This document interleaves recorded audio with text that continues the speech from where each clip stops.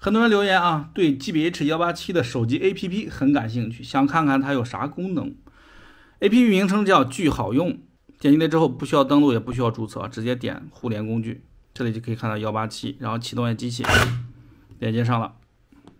进来之后，这个地方可以设定一个自己喜欢的名字，比如说是8哥的187，也可以更换一个自己喜欢的照片。设定项在下面，总共3项。第一项是照明灯的延时，设定范围是0到99秒，现在是0秒，我们看一下效果。启动松开，照明灯直接熄灭。更改一下，这个根据自己的需求更改时间就行了。设定成5秒，蓝色只能闪烁，就说明这个设置已经完成了。这个时候再启动，松开，照明灯会在5秒之后熄灭。当然了，这个照明灯是没有办法关闭的啊。第二项，控制面板，也是延时熄灭的时间，设定范围是5到99秒。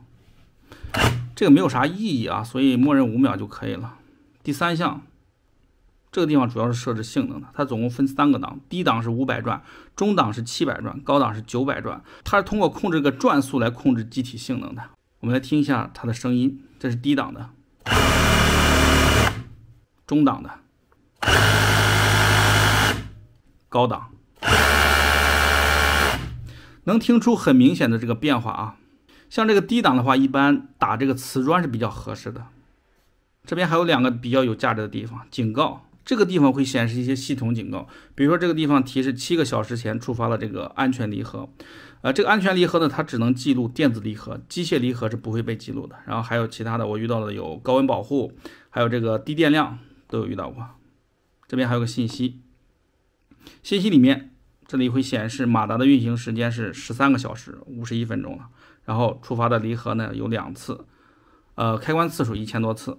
异常保护分布，这个是欠压保护，也就低电量情况下我运行了7次。电路板的过热保护、电池保护、马达的过热保护，还有电池的过热保护。这样看来的话 GBH187 里面有2个温控的感应的点，一个在主板上面，一个在电机上面。然后这个负载分布有空载的、轻载的、正常负载、满载和这个超载的。最后一个是这个工作方向，这有向上、水平、向下的。这台机器大部分都是这个水平作业的。这一项工具信息有它的生产日期和序列号，服务没有内容。然后说一下这个 APP 有什么价值啊？第一个价值就是我觉得它有一个监工的功能，比如说我是个包工头，我手里有几台这样的机器，分发到下面的人去用，然后呢就可以通过这 APP 了解到他们今天都干了多少活，有没有偷懒。第二点呢，通过这个信息呢，我可以知道这个机器多长时间了，用了多长时间，需要保养了，该保养就保养。第三项，比如说这个机器要2手交易，从外观上的话看不出来啥，通过这上面的数据呢，可以分析出这个机器的剩余价值还有多少。最后一点呢，我觉得它应该针对国内市场加入一个防盗的功能。比如说第一呢，它可以在里面加入一个寻找的功能，通过蓝牙呢找寻我的机器的位置，让机器发出声音。然后第二个呢，我可以通过这个软件锁定这个机器，然后通过它解锁才能用。